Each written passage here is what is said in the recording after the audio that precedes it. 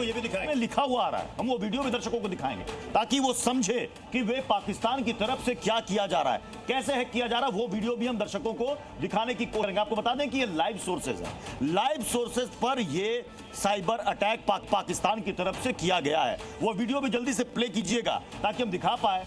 ये देखिए, हम तस्वीरों में आपको दिखा रहे हैं, हमारा बिहार चैनल है और उस बिहार झारखंड चैनल में देखिए, वहां पर आपको नीचे लिखा हुआ आ रहा होगा जिसमें hacked by Bangladesh and Pakistan. यानी कई सारे दर्शक इस वक्त जो देख रहे होंगे उनको भी लग रहा होगा कि अचानक से ये क्या लिखा हुआ आ रहा है, ये क्या ब्लिंक कर रहा है। ये इसका मतलब कि ये तो हम इसको दूर कर लेंगे। इसका मतलब बहुत साफ है, वो बौखलाहट है, वो झुंझलाहट है। हाँ। वो जो सच हम बार बार दिखा रहे थे, पूरी दुनिया को बता रहे थे कि पाकिस्तान किस तरीके से भारत के खिलाफ साजिशें रचता है, निर्दोष मासूम लोगों को बॉर्डर पर शिकार बनाता है, कैसे उसने अपने ड्रोन यहां पर भेजे थे और मुनीर की सेना कैसे वहां पर परास्त हुई, हारी। वो सारी तस्वीरें, वो सारी कहानी, वो सब कुछ हम एक एक करके सबूतों के साथ जो लोगों के सामने रख रहे थे। ये बात पाकिस्तान के हुक्मरानों को, जनरल मुनीर को और साइबर की जो उसकी आर्मी है वो चुभ गई और कोशिश उनकी यही शुरू हुई कि किस तरीके से इस आवाज को, हमारे लाइव को किसी तरीके से दबाया जाए। एक पहले उन्होंने पाकिस्तान में जी न्यूज को बैन करके ये कोशिश रची थी, वो सफल इसलिए नहीं हो पाई क्योंकि पाकिस्तान में जी न्यूज बहुत ज्यादा देखा जाता है। इस वजह से लोगों ने यूट्यूब पे लगा करके पाकिस्तान में जी न्यूज को देखना शुरू किया और अब उनकी कोशिश है कि क्योंकि यूट्यूब तो वहां पे वो रोक नहीं पा रहे, तो किसी तरीके से जी के इस लाइव टेलीकास्ट को रोका जाए और उस पर साइबर अटैक कराया जाए। तो फिलहाल ये लगातार हमारे बिहार के चैनल पर फिलहाल दिखाई दे रहा है, hacked by Bangladesh and Pakistan. जो भी लाइव सोर्सेज हमारे 3 स्टेट से अभी तक आ रहे हैं उस पर ये दिखाई दे रहा है, लेकिन हम आपको भरोसा दिलाते हैं, विश्वास दिलाते हैं। पहली चीज तो हमारी जो टीम है, आईटी टीम, वो बहुत कैपेबल है और उन्होंने इसको अब से 1 घंटे पहले ये हमला शुरू हुआ था, उसको एक तरीके से नाकाम कर दिया है। इतना हिस्सा जरूर रह गया है, उसको रेक्टिफाई कर रहे हैं और ये भी जल्दी खत्म होगा, लेकिन एक भरोसा और विश्वास जरूर दिलाते हैं आपको कि जो पाकिस्तान कर रहा है वो हम लगातार एक्सपोज करते रहेंगे।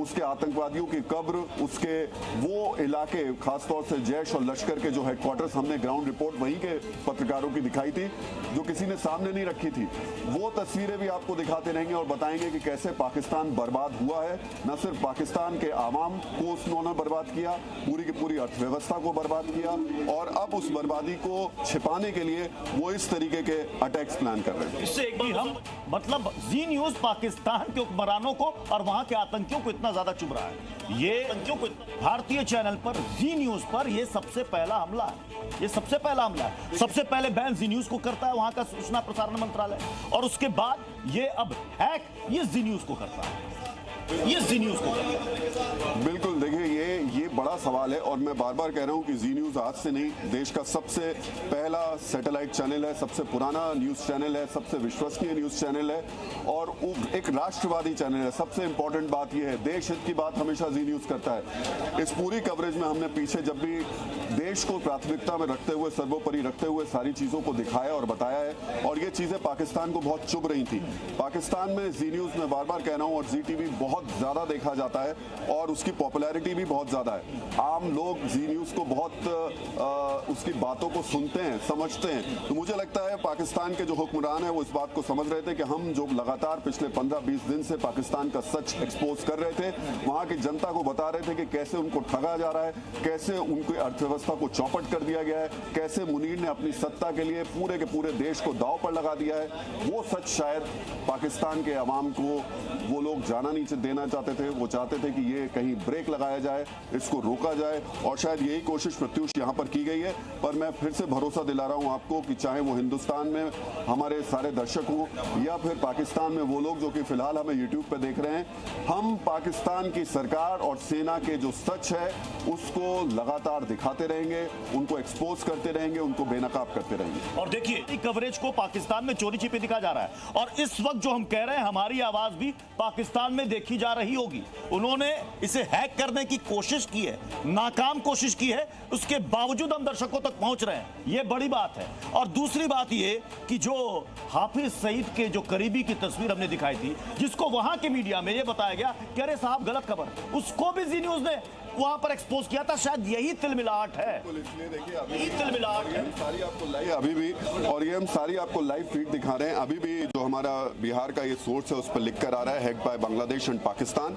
हालांकि इससे बहुत ज्यादा प्रभाव हम पे पड़ने वाला नहीं है, क्योंकि हमारी जो पूरी लाइव स्ट्रीमिंग है वो लगातार चल रही है।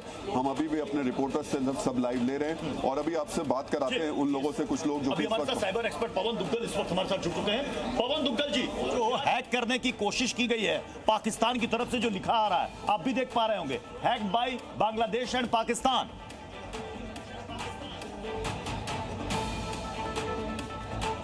पवन दुग्गल जी, पवन दुग्गल जी, आप भी देख पा रहे हो रही है जी। जी हाँ, मैं देख पा रहा हूँ और मैं बिल्कुल भी सरप्राइज नहीं हूँ। उसका रीजन ये है कि एक बार देखिए पाकिस्तान ने अपनी मुंह की खाई है, तो उसे लगता है कि कहीं ना कहीं उसने भारत के क्रिटिकल सेक्टर्स और उनकी इंस्टॉलेशन को हैकिंग करके एक मुंह तोड़ जवाब देने की कोशिश में वो लगातार बरकरार चल रहा है। और फिलहाल जो हैकिंग भी हुई है वो भी एक साइबर टेरर, साइबर वॉरफेयर का एक नया स्वरूप है जो हम देख रहे हैं। मुझे लगता है कि हमें बिल्कुल हैरान नहीं होना चाहिए, क्योंकि इस तरह के अब आक्रमण लगातार होते रहेंगे। हमें इनकी तैयारी करनी पड़ेगी और हमें अपने आप को एक साइबर रेजिलिएंट राष्ट्र बनाना पड़ेगा। यानी कि मान के चलना पड़ेगा कि हमारे यहाँ इस प्रकार के आक्रमण तो होंगे, हम कितनी जल्दी पुनः से वापस तवज्जो देनी हो। तो ये एक न्यू नॉर्मल आ गया है। और देखिए पाकिस्तान ने बात नहीं आना। पवन दुग्गल सर, आपने कहा साइबर टेरर और इसके लिए हमें तैयार रहना होगा, और आपने कहा कि अभी ऐसे हमले और पाकिस्तान की तरफ से किए जाएंगे। बिल्कुल किए जाएंगे। आपके ये तो शुरुआती दौर है। आपकी तो अभी जो आज हैकिंग हुई है वो केवल वो शुरुआती ट्रेलर शुरू हुआ है, अभी तो पिक्चर आनी बाकी है। तो क्या हम पिक्चर के लिए तैयार हैं? उन्हें पाकिस्तान को मालूम है कि भारत के पास कोई साइबर सुरक्षा का कानून नहीं है, भारत की साइबर सुरक्षा नीति नहीं आई है, इसलिए वो चाहते हैं कि भारत के जो क्रिटिकल इंस्टॉलेशंस हैं, क्रिटिकल सेक्टर्स हैं, उनमें सेंध लगाई जा सके, मैसेज दिलाया जा सके, ताकि आम जनता के हृदय में एक डर फैले कि साहब ऐसा आपकी सरकार पाकिस्तान की तरफ से जो ये कोशिश की जा रही है ना, जो साजिश की जा रही है, वो हम नाकाम कर रहे हैं और उसको कभी कामयाब होने देंगे भी नहीं। हमारे साथ हमारे सहयोगी भी इस वक्त अलग अलग राज्यों से जुड़ रहे हैं। हमारे साथ मुंबई से अंकुर त्यागी इस वक्त जुड़ चुके हैं। अंकुर, आपने भी साइबर अटैक पर बहुत सारी आपने स्टोरीज की हैं। वहां ये जो साइबर अटैक जी न्यूज पर करने की कोशिश की गई है, वहां पर क्या कह रहे हैं लोग तो देख रहे होंगे इस वक्त स्क्रीन पर।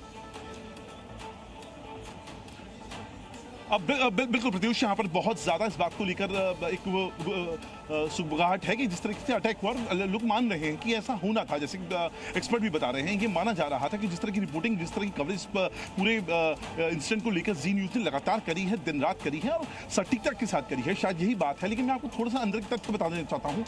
कुछ दिन पहले ही जो महाराष्ट्र साइबर डिपार्टमेंट है उसने एक रिपोर्ट निकाली थी साइबर अटैक को लेकर, खासतौर पर 22 अप्रैल का जो पहलगाम का हमला हुआ था उसके बाद से लेकर मैं बताऊं कि उसके 22 अप्रैल से लेकर 30 तारीख के आसपास तकरीबन 10 लाख साइबर अटैक पूरे देश भर हुए थे।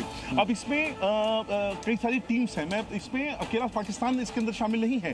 पाकिस्तान के अलावा बांग्लादेश है, इंडोनेशिया है, मिडिल ईस्ट की कुछ कंट्रीज हैं, अफ्रीकन कुछ कंट्रीज हैं, और कई जगह देखा गया था ये जो साइबर अटैक हो रहा था ये सिनर्जी सिस्टम में हो रहा था। मतलब ये आपस में मिलकर चीजों को टारगेट कर रहे थे। अब थोड़ा हमने इसमें क्या बांग्लादेश कनेक्शन है, मैं आपको एक एक करके थोड़ा समझाता हूं ताकि आप दर्शक समझ सकें कि कौन इसके पीछे जिम्मेदार है या रहा होगा ये जो अटैक हुआ है।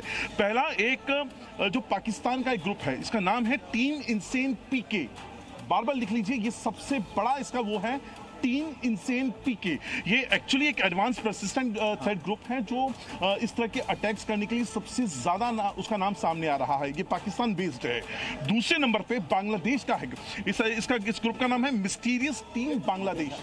ये भी भारत की अलग अलग जो जगह है वहां पर इसने अटैक किए थे, साइबर अटैक किए थे। उसके बाद इसको स्क्रूटनाइज किया गया है। ऐसे इंडो हैक्सैक्स करके है। इसके अलावा गोल्डन फॉल्कन मिडिल ईस्ट का ग्रुप है। ऐसे तमाम नाम हैं जो निकल के आ रहे हैं और यकीनन तौर पे इस हमले के पीछे इन्हीं में से कोई ग्रुप है जो साइबर अटैक करने की कोशिश करी है।